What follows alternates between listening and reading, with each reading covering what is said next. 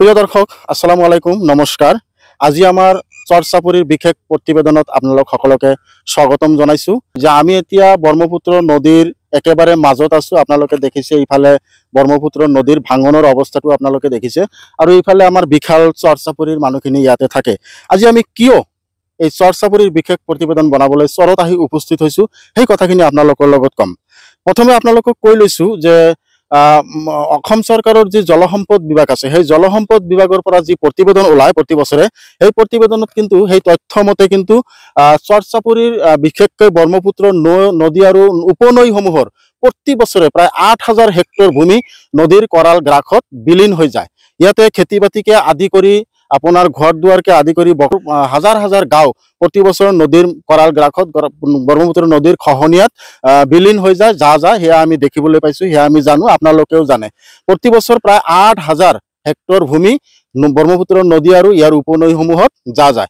এনেকেই ব্ৰহ্মপুত্ৰৰ চৰচাপুৰীত যিসকল ব্যক্তি বসতি কৰে, যিসকল মানুহ বসতি কৰে, বিশেষকৈ মিয়া জনগোষ্ঠীৰ যিখিনি মানুহ এই চৰচাপুৰীত বসতি কৰে, আপোনালোকে সঘনাই এই মানুহখিনিক যি অপবাদ দিয়ে যে এই মানুহখিনি বাংলাদেশী, এই মানুহখিনি বিদেশী, এই মানুহখিনি বিভিন্ন ধৰণৰ তকমা আপোনালোকে দি থাকে। সেইকাৰণে আজি আমি গ্ৰাউণ্ড জিৰ' ৰিপৰ্ট বনাবলৈ একেবাৰে ব্ৰহ্মপুত্ৰ নদীৰ মাজত আহি উপস্থিত হৈছোঁ। বিশেষকৈ ইয়াত যিসকল ব্যক্তি বসতি কৰে, ইয়াৰ সম্পূৰ্ণ আপোনাৰ সংখ্যালঘু জনগোষ্ঠীৰ মানুহ, মিয়া জনগোষ্ঠীৰ মানুহ। মোৰ সৈতে এজন স্থানীয় ব্যক্তি আছে, আমি তেওঁৰ লগত কথা পাতিম। দাদা, আপনার নাম কি? মোহাম্মদ হানিফ আলী মন্ডল। আপনারা এখানে কত বছর ধরে আছেন? এই 2 বছর মান হইলো আইছি। তার আগে কোনে আছিলেন?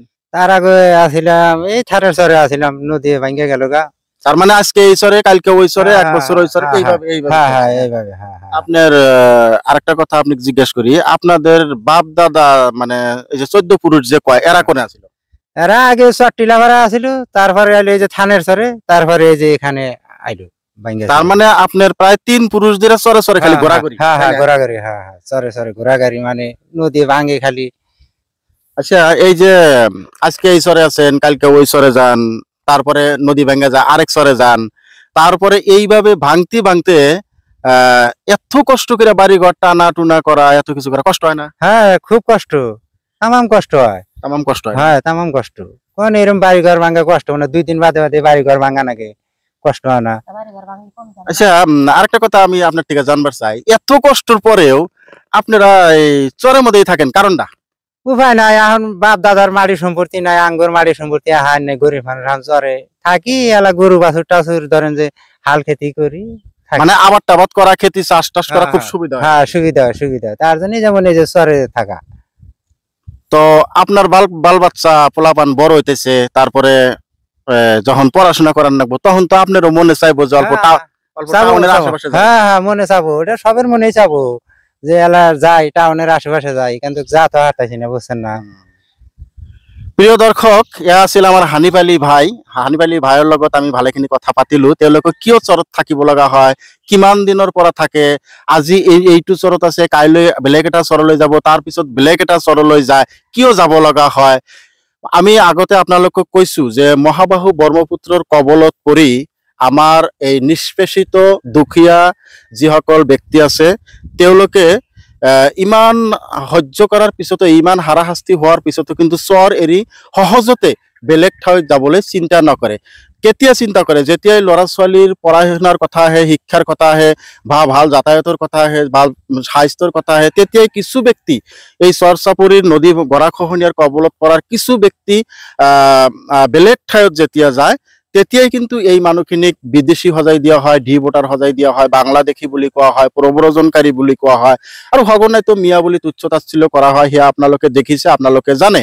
মই এইটো কথা আপোনালোকক জনাবলৈ আহিছো যে চৰচাপুৰীৰ মানুহখিনি কেনেকৈ জীৱন যাপন কৰে, আৰু তেওঁলোকৰ এই ইমান দুৰ্দশাৰ মূল কাৰণটো হৈছে মহাবাহু ব্ৰহ্মপুত্ৰ। আৰু সেই ব্ৰহ্মপুত্ৰৰ বিভিন্ন চৰচাপুৰীত এই মানুহখিনি থাকে। আৰু তেওঁ কৈছে, হানিফ আলী মণ্ডল ভাইয়ে কৈছে যে আমি চৰচাপুৰীত এই কাৰণেই থাকোঁ, ইয়াত খেতি বাতি কৰাৰ সুবিধা আছে, অজস্ৰ পৰিমাণে মাটি আছে, আমাৰ ইয়াত খেতি বাতি ভাল হয়, সেইকাৰণে এই মানুহখিনি কিন্তু চৰচাপুৰীত থাকে, বেলেগ কোনো ৰিজন নাই। আৰু হঠাতে আমি বাংলাদেশীৰ তকমা এই ব্যক্তিসকলক লগাই দিওঁ, এই কাৰণে লগাই দিওঁ যে যেতিয়াই এই ব্ৰহ্মপুত্ৰ মহাবাহু ব্ৰহ্মপুত্ৰত কবলত পৰি এইসকল ব্যক্তিৰ ঘৰ দুৱাৰ ব্ৰহ্মপুত্ৰত যায় তেতিয়া কিন্তু এই ব্যক্তিসকলক বেলেগ ঠাইত যাবৰ কাৰণে এটা চিন্তা কৰে আৰু যেতিয়াই বেলেগ ঠাইত যাবলৈ চিন্তা কৰে বেলেগ ঠাইত যেতিয়া ঘৰ দুৱাৰ বান্ধিবলৈ যায় বা সাজিবলৈ যায় মাটি কিনি বেলেগ ঠাইত থাকিবলৈ চিন্তা কৰে তেতিয়াই কিন্তু এইসকল ব্যক্তিক বাংলাদেশী বুলি আমি হততে এটা তকমা লগাই দিওঁ।